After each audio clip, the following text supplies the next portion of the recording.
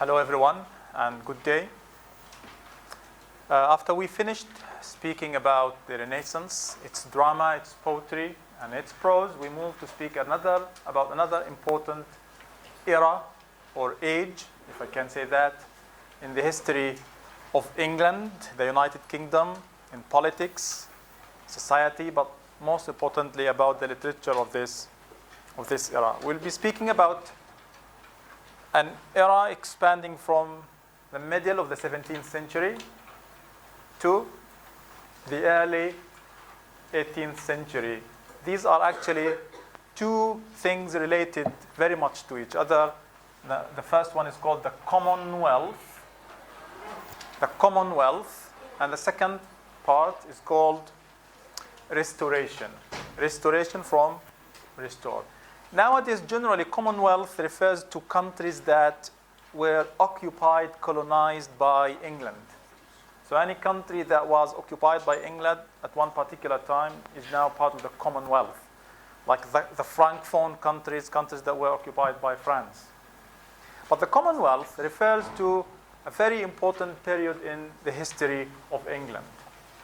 And then it was followed soon after by, this is very short, probably 15 years or so, soon after it was restored, followed by something called Restoration.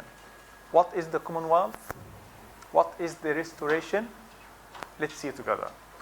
So far we have spoken about the Puritans, remember? At the end of the Renaissance age, the Renaissance. Yep.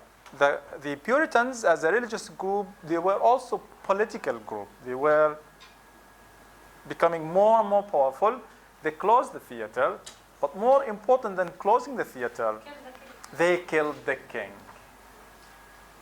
Because there was a huge political division in the English society between the Puritans and the Cavaliers.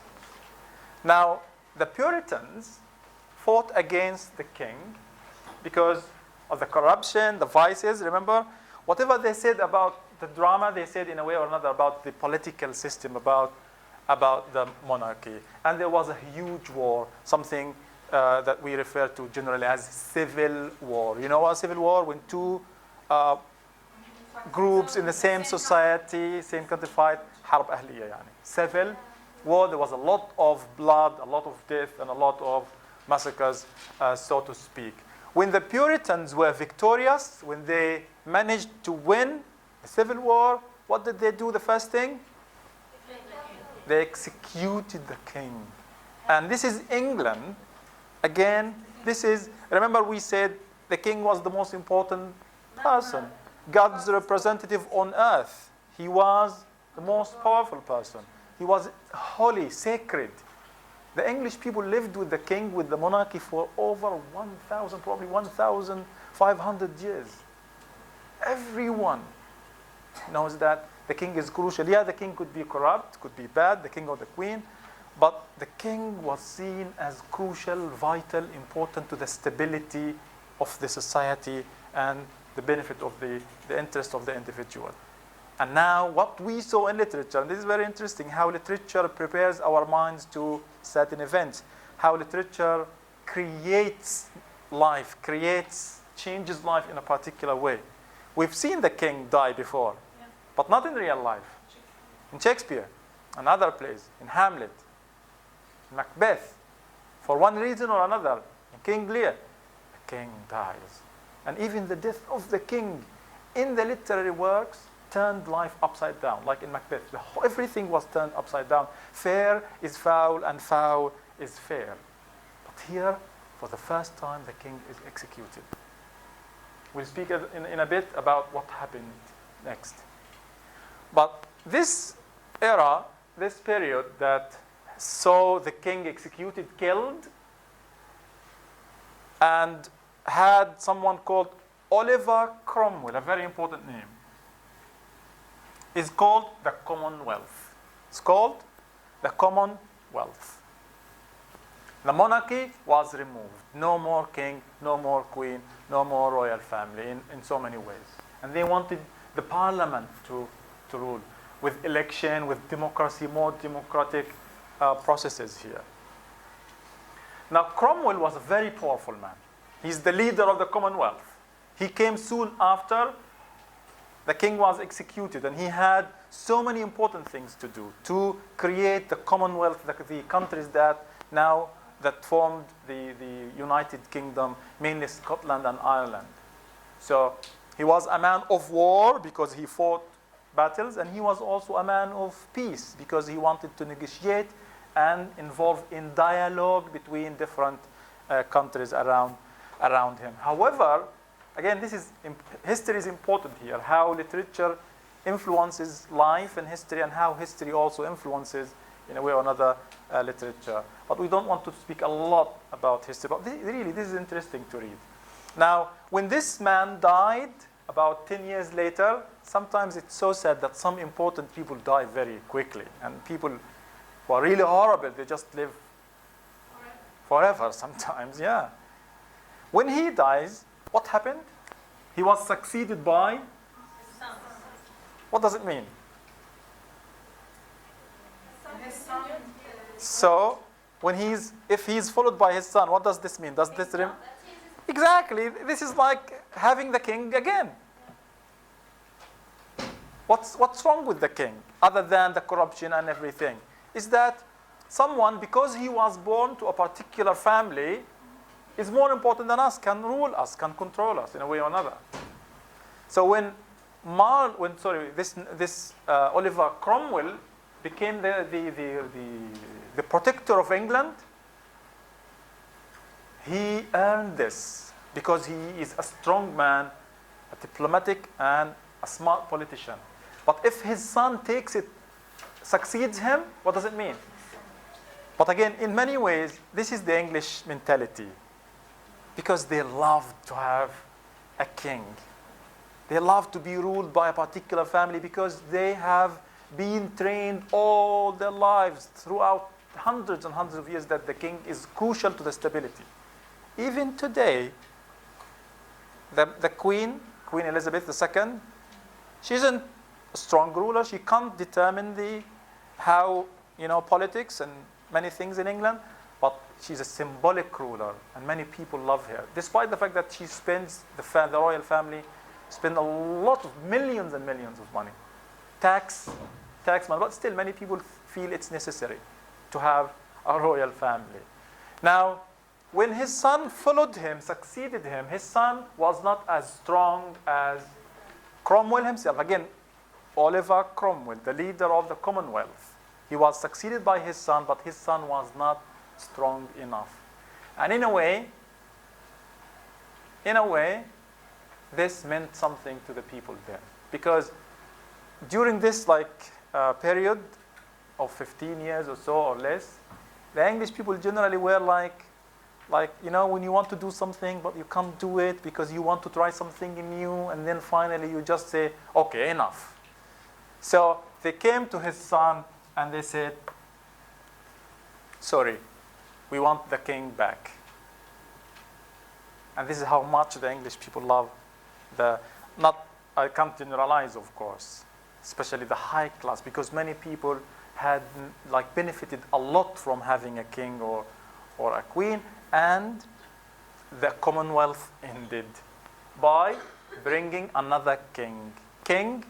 Remember, King Charles I was executed, and they brought King Charles II from France. This is called what is the restoration? When the king was restored. That's it. Commonwealth, when the king was executed, and Oliver Cromwell ruled England in a way or another. So in 1660, we have what is called the restoration. The monarchy was restored again, and the man, King Charles II, was brought from France. Because, remember, they were kicked out in a way or another. Now, again, it shows how significant the monarchy is for the English people. But something remained that couldn't change in a way or another. The monarchy itself and its powers and privileges were declining, were diminishing, were reduced because the parliament and politicians and people who were elected by people become more and more powerful. So yes, the king was restored, but the powers, the privileges, the authority, they were never the same. Until this very day, we have a very symbolic monarchy. The queen sometimes signs particular papers, approves particular, cabinets by particular political parties like the Labour Party and the Tories. So politics is very important in this age. But here we're not only talking, remember in the past we were speaking about nationalism, the strong sense of the English identity, Queen England being the savior and the protector, and about, sweet Thames run softly till I end my song. The English people were all proud of everything English. But now this changed from nationalism, loving your country as a whole, to political division. So some people supported this political party and others supported this political party, and this creates what we call political division. And this is politics more than nationalism. Okay, so nationalism is loving everything about your country, supporting, believing in your country. But being political generally here in this sense means that you support one political party over the others because of something. Now, something very funny happened later on. King James II, remember we had King James I in 1603, the man who translated the Bible, the authorized version of the Bible, the man who loved theater and literature, who had the masks in his own palace, remember? Now, King James II did something that could be considered stupid. He converted to Catholicism. Remember England is a Protestant country now because of King Henry VIII, when he had this dispute with the Pope, and he destroyed many monasteries and churches, and he executed so many Catholic people. Because England changed its religion. Still Christians, but they're not Catholic, they are Protestants. Now all of a sudden, this king, King James II, converts to Catholicism. Okay, remember. So many people were not happy with King Charles I. What happened? Fighting, political division, civil war, death, blood. But now, and this is really interesting, the English people seem to have learned from their own experience. They have learned that, okay, we kill the king, we fight, we kill each other, and then later on we bring the king again. So they learned something that nobody in Europe learned this quickly. In France, so many kings were executed, and revolutions after revolutions. In Spain, the civil war ended like 60 years ago in Spain. And even today, there are still some, troubles and problems here and there. But the English learned this lesson very quickly in many ways. So when this king converted to Catholicism, what did they do to him? Did they kill him? Did they rebel against him? Did they fight him? Did they shed any blood? No. Again, they came to him and said, sorry, this is a Protestant country, you need to go. And they removed the king without shedding any drop of blood. And that's why this is called the bloodless revolution. You know, bloodless revolution? The revolution that doesn't shed blood, no blood. Pure, clean revolution. It's called sometimes the glorious revolution, الثورة المجيدة in Arabic. So a lot of politics here. I'll speak about two important things later on. Number one,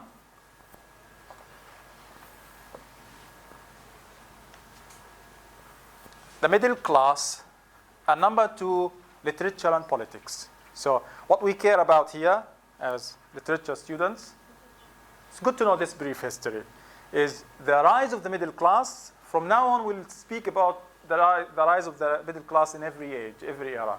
And then politics and literature and politics. But what did the English people learn from this? They learned many things. Number one, that stability is important. Stability is crucial. You know, stability, you don't want to change the situation, you can improve it. And if you want to change it, you change it without shedding any blood. By diplomacy, by by politics. So people wanted to avoid another revolution, especially a revolution that sheds the blood of the English people. Not easy to do, by the way, and that's why this is very interesting history. Okay, so people were more rational. Later on, we'll speak about the age of reason in 50 years to come. People were, in the Renaissance, people were more about exploring. You know, the geographical discoveries. They wanted to break the barriers. They wanted to go beyond the limits. They wanted to change life. But now, because of the bloodshed and the fighting and the battles, they said, okay, wait. I think we need to wait a minute and think more carefully about what we do, where we go. So the sense of exploration and experimentation, in a way, was replaced by a sense of reason and stability. And this is very smart because the political system created something, an image that made people believe the stability of the country. If you have a stable, and even today, you know, Theresa May, the Prime Minister of England, she speaks about strong and stable, strong and stable. They're making fun of her statement, that the catchphrase she always uses, strong and stable. We want a strong and stable country. It started from here. They said, a strong country is a stable country. And a stable country, government, means more benefits to the individual. So if you, as an individual, if you want to achieve your own growth, material growth, if you want to get wealthy and rich, what do? You work hard to achieve the stability for all, the society, the community. That's why there's something I usually like to say here. The individual became political, and the political became individual. What is good for the community is good for me, the individual. We'll see how this is reflected on literature. So we have more growth in science, in commercial growth, in trade, in geographical discoveries, in British imperialism, in colonialism, British Empire, everywhere. Many excellent things happened. And we speak about the English, the Union of Parliaments of England and Scotland. Now, before I move to speak about literature, look at this sentence. In the book, it says there was a union, there was a unity between England and Scotland, the Parliament. But Ireland remains the problem. This is what the book says. Exactly, it says, Ireland was still the problem. Ireland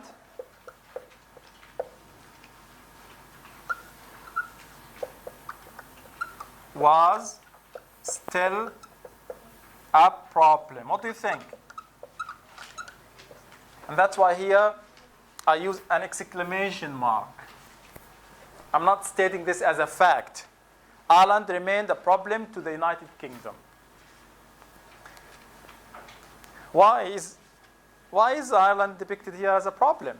You know Ireland? We have Scotland, we have Wales, we have England, the United Kingdom, in addition to other things. Please. Maybe because they are Catholic. Yeah, thank you. There is Catholicism here. Not many people were forced to convert to becoming Protestant. So Catholic people. So what does it mean also? Is it like washing? Aha. How do you mean? Can you explain? Ireland is provided by Britain. Okay. And there is a lot of death and killing from the natives. Okay. That's really interesting. Thank you. There is also whitewashing here. Colonialism. England was the problem, not Ireland. It's exactly like now Israel says Gaza is the problem. No. The occupation is the problem. So the book here presents it as if Ireland is the problem, is causing trouble for England, while England is occupying and colonizing Ireland and parts of Ireland and killing people, yes, shedding the blood of the Irish people. Until this very day, there's still this trouble between Ireland and parts of Ireland and England. So interesting how the book presents this. And I told you before, be careful. When you read any book, especially by books written by by white Europeans who believe in colonialism and imperialism. So this is not only against Asia and Africa and the Caribbean, but also against parts of Europe like in Ireland. So thank you very much for saying this. This is called whitewashing. Again, what is whitewashing? Whitewashing when a movie, a book, someone tries to hide the problems, the trouble, the vices, the crimes, and present things as if nothing bad is going on. Like watch a movie, someone comes here to, for example, to Gaza and makes a movie or writes a book about Gaza. And you read the whole book, you watch the whole movie, and there are no references to the Israeli occupation, to the siege, to 5-6 decades of occupation, of oppression. If nobody is referring to Israel here, this is called whitewashing. Whitewashing Israel, you know the word white and wash? To wash somebody so there is nothing wrong with them. If someone makes a movie about Israel, and describes Israel, how Israel is, the only democracy in the Middle East, or the only democracy in the universe, or how Israel is a very significant research haven, technology, cancer research, without referring to the fact that there is a lot of racism against non-Jews, against black people, people of color. In Israel, 7 decades of occupation, of colonialism, this is whitewashing. So the book doesn't, remember we spoke about this also when the writer here, 2 writers actually, when they depicted colonialism as glory. It's not glory because it caused the deaths of millions and millions of people. So yeah, thank you. This is called whitewashing. Okay, now I'll move to speak about 2 poets of this era. The first one, we go back to Andrew Marvell. Remember Andrew Marvell? He's a romantic poet. Yes. But he was also a politician, a member of the parliament. And he wrote poetry supporting who? Cromwell. This is his famous poem, praising and celebrating Cromwell. It's called An Oration. There could be an here. If there is an an, it means the H is silent. Yeah. An oration, ode or the poem, upon Cromwell's return from Ireland.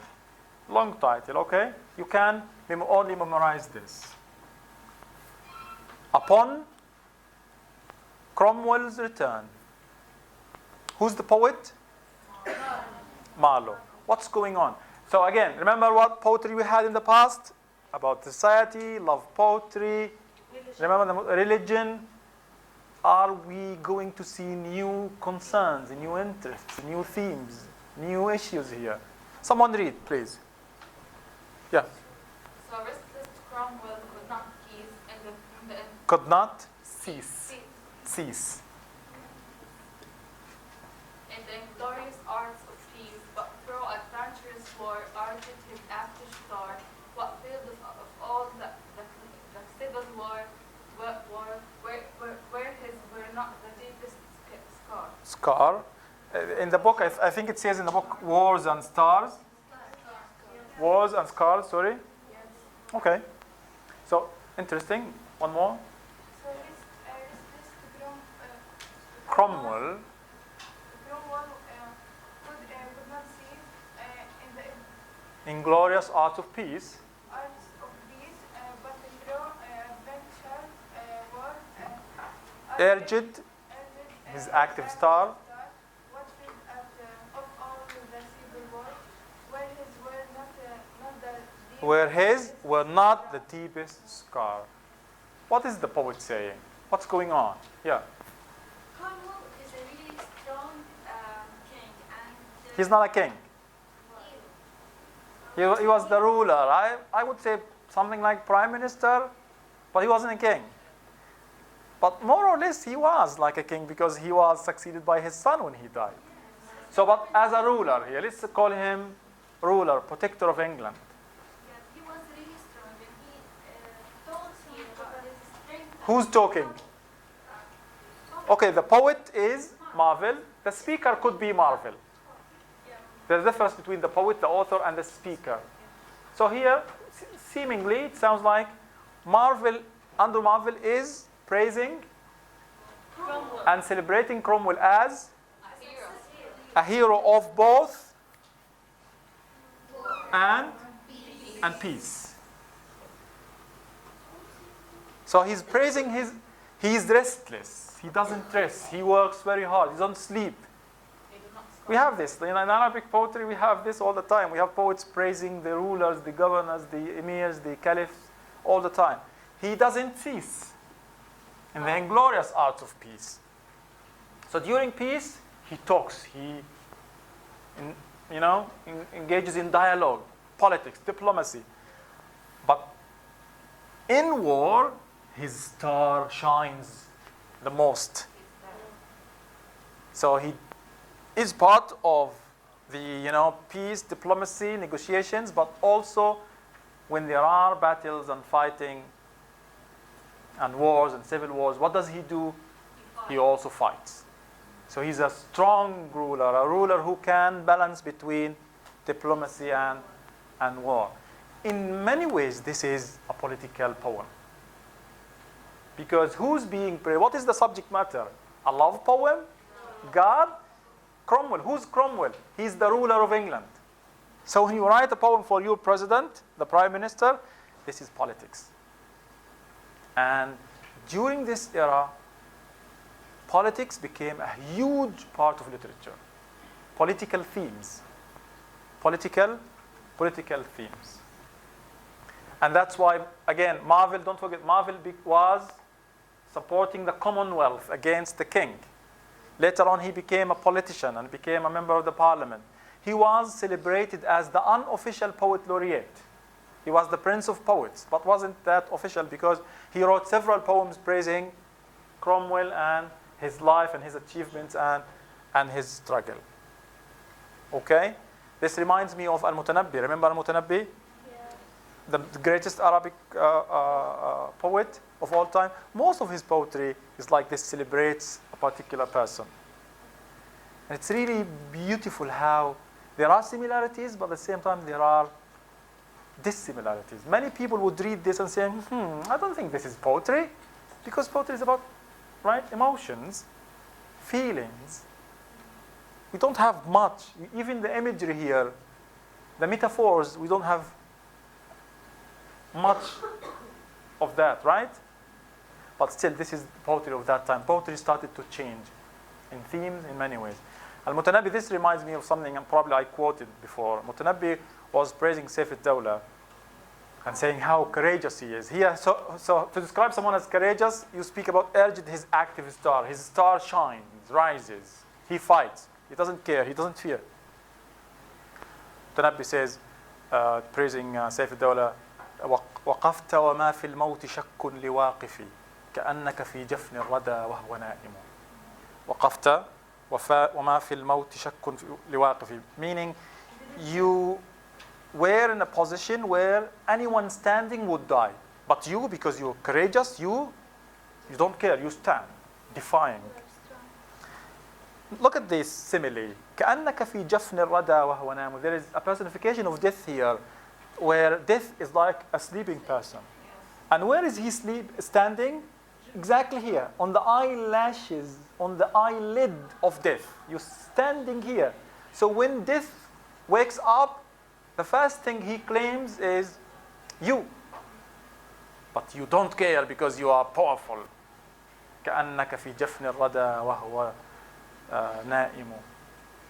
تقاد لك الأبطال كالما هزيمة ووجهك وضاح وثغرك باسم. This is always beautiful. He's saying like your enemies are heroes. Is he praising them? No, he's praising Saif al-Dawla because he only fights heroes. And while he's doing this during the war and the fighting, ووجهك وضاح وثغرك, because in war we're all worried and sweating and terrified and terrorized and we're fighting and etc.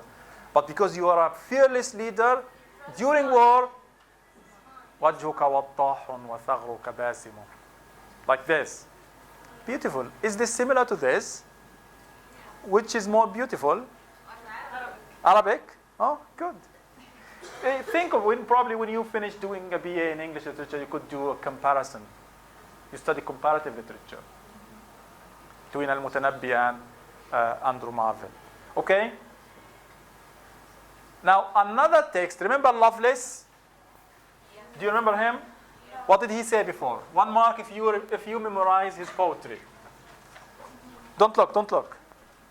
Lovelace. 1 mark if you know his, very famous, very easy to memorize. Stone walls don't a prison make, nor iron bars a cage. I asked you to translate it into Arabic. You don't have to memorize this for the course, the exam. But it's really good to know. Makes you, confident and proud of yourself. Like, oh, I know Arabic, English poetry as well. So in this poem, it's called To Lucasta. Remember the first one, To Althea. Yes. So this is either an imaginary woman he loves, or it's his woman that he calls by different names. He uses attractive names. Going to the wars. Again, a political poem. Going to the wars. Fighting. Here where the public, the personal, the individual is public. It's a really very interesting poem, but we're going to study only one extract here. Someone read, please.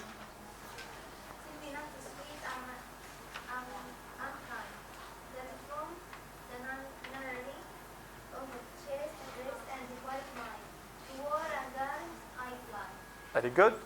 Someone else, please. Unkind. Kind, unkind. That's from the nunnery of the Thy means your in Old English. Yes? Chaste breast and quiet mind. To war and arms and flight. What is he saying? What do you understand from this? Huh? Yeah. No, English, of course. He's brave. From war. Okay, cool. But who's he talking to? His beloved. What is he saying to her? Don't call me with sweet and kind names. Call me the brave. No, don't go. Sweet should be between, inverted commas. But we can probably explain why there are brackets here. Because officially, remember, this coin is comma, lady, comma. But here brackets, it's like as if he's putting her in prison. Like chaining her. Don't come after me. Don't run away, I'm going to come back. I don't know. He's controlling her by putting his beloved, the woman he loves, his mistress, in brackets. So now, can she run away? She can't, because there are walls against her, in a way. Don't tell me Aman Khan, because he's leaving her. He's leaving her behind. Remember, for Shakespeare, the woman, for Marlowe, the woman was the most important thing. The love poetry, the Elizabethan age. But now here we have something more important than the woman. It's the love of your country. And that's again how the individual becomes public. He's telling her in the rest of the poem that I can't love you if I don't love my country more. If I don't defend my country, if I don't go to fight to protect my country, and this is political, this is the restoration, the Commonwealth. Tell me not, sweet, I am unkind. Don't accuse me of being unkind and cruel. From the nunnery of thy chaste breast and quiet mind. I like how he describes her physical appearance and describes her quiet mind. It's good. It's an upgrade. In the past, remember, the woman was absent. Shall I compare thee to summer's day? Come live with me and be my love. But here the woman is using, you're unkind. And there is, her mind is praised. Some people might say no, because he still tells her your mind is quiet. So it's good for a woman to have a quiet mind. Yeah, it's not perfect, but it's an upgrade from the previous age, where the woman's mind has a place in the poem. Later on, we'll have more and more presence, more and more strong roles by women. So, to war, arms could be a pun here. Because arms, one arm, two arms, or arms, but weapons. Arms means weapons, أسلحة. But arms also means the hands. So he's playing on this word. Is he going to war? Is he walking to war? Is he crawling to war? Is he running to war? No. He's flying to war. He doesn't walk. He flies to war because he goes willingly to defend his country, to fight for the thing he loves the most. It's his country. And that's different poetry from the one we studied before. So what's going on here again? The poet here is showing us how the individual, his love to his wife, is more important, is less important than his love to his country. Because defending the country means safety, stability, security to you, to your wife, to all individuals in the society. This is a political poem in which the country is more important than the woman you love. This is called political poetry. Loveless to Locusta going to the wars. Please.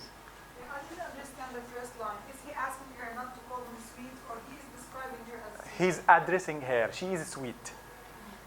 So, sweet, like when in the other poem in Marvell also, he said, had we but dwelled enough on time, this coyness, comma, lady, comma. So this is when you call for somebody in English, you use a comma. But here he doesn't use a comma, he uses brackets. In my opinion, this is him trying to control her, to tell her, stay at home, wait for me here, don't go out, don't leave me, I'll be back. Because he repeats it here. In the rest of the poem, he also says dear, also in brackets. So don't run away, I'm coming back. Okay? So, tell me not sweet. Oh, my sweet is saying here. My sweet wife, don't tell me I am unkind because I'm leaving you, because I'm fighting for someone I love more, the country. And the safety of the country is your own safety. Very beautiful poem. You can Google it and read more about it. So, and the rhyme scheme is A, B. Thank you for saying A, B very quickly, because this is imperfect rhyme. Nonary and fly, they rhyme, but not perfectly. Okay? Remember, there could be something. Is he afraid? Is he really, seriously flying to war? Because the rhyme doesn't help, doesn't flow, doesn't fly. Could be, yeah. Final text today, we'll stop here. We'll go back to Andrew Marvell. This is another poem from the Restoration Age. So again, we have the Commonwealth, politics, politics, politics. The Restoration, also politics, politics. It doesn't mean everything about literature was politics. It means politics became a crucial part in literature. Later in his life, when Andrew Marvell grew very old, and he was tired of politics and the city and London and the corruption and the civil war and the fighting and prisons and threats and diplomacy, he went to the countryside and wrote several poems. One of them really lovely poem called The Garden. In many ways, this is a romantic poem. We'll speak about romantic literature. In which, in this poem, he contrasts life in the city and life in the countryside, in the village.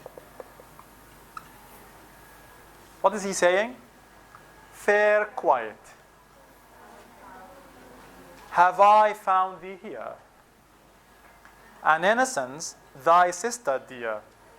Mistaken long, I sought you then in the city. in busy companies of men. Society, the city, London, society is all but rude to this delicious solitude. You know what delicious is? Yummy. When you describe food, you say, so maybe if I took out this word and I asked you to complete, you're going to say, this delicious pizza, this delicious cheesecake, this delicious ice cream.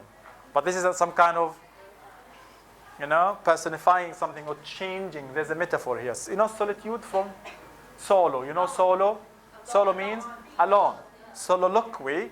Solitude means loneliness. But it's loneliness that you choose to be alone because you want to be far away from corruption in the city. So again, he's personifying quiet. Quiet, peace. راحة البال يعني الهداوة. Have I found, finally, I found you here. Where? In the garden. Where? In the village. Where? In the city. And you, and innocence, another personification, thy sister.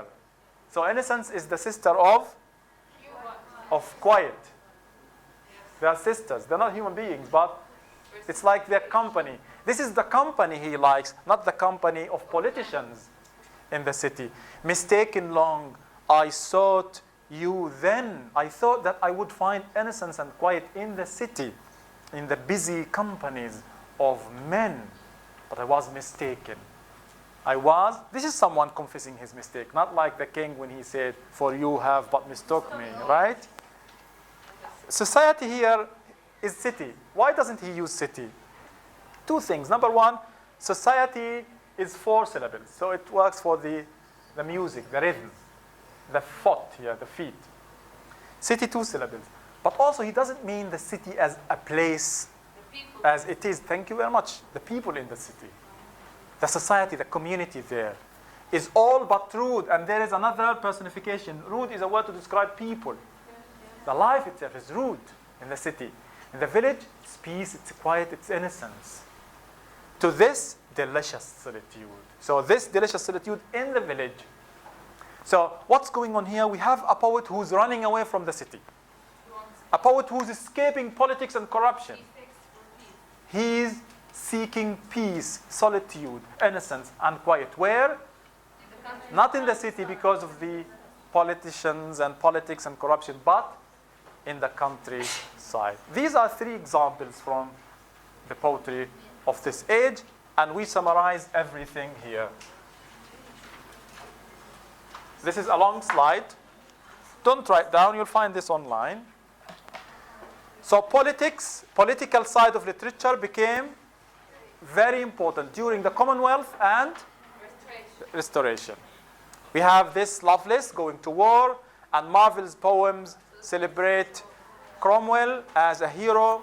And then there is this thing about government and political parties. Marvell also became the unofficial poet laureate during Commonwealth because he praised him most of the time. He also, in another poem in the garden, he contrasts life, politics in the city and the countryside where there is peace and quiet. The Restoration gave more importance to the stable values. What's the stable values? What's the stability? Istiqrar. It's like, let's not do another revolution. Let's not fight. Let's be stable and work for the stability of the country. Now, when Cromwell died and his son was removed, Marvell was in danger. He was almost arrested and imprisoned because he supported Cromwell, but he wasn't because he was a politician, a member of the parliament, and he became a member of the parliament. We'll speak about another poet next class, John Milton, one of the most significant English poets of all times. He usually comes to mind when people speak Chaucer and then Milton. Milton was put in prison because he also supported Cromwell. The only person who saved his life is his friend Andrew Marvell. So poetry, politics, poetry, they were connected in so many ways during this age. And this will change forever, the way poetry and literature is written and introduced to us. I'll stop here. If you have a question, feel free to ask. Okay, thank you very much. And next class, we have a review session for the midterm exam. Please prepare, and if you have questions, again, bring them along, and see you soon. يعطيكم العافية.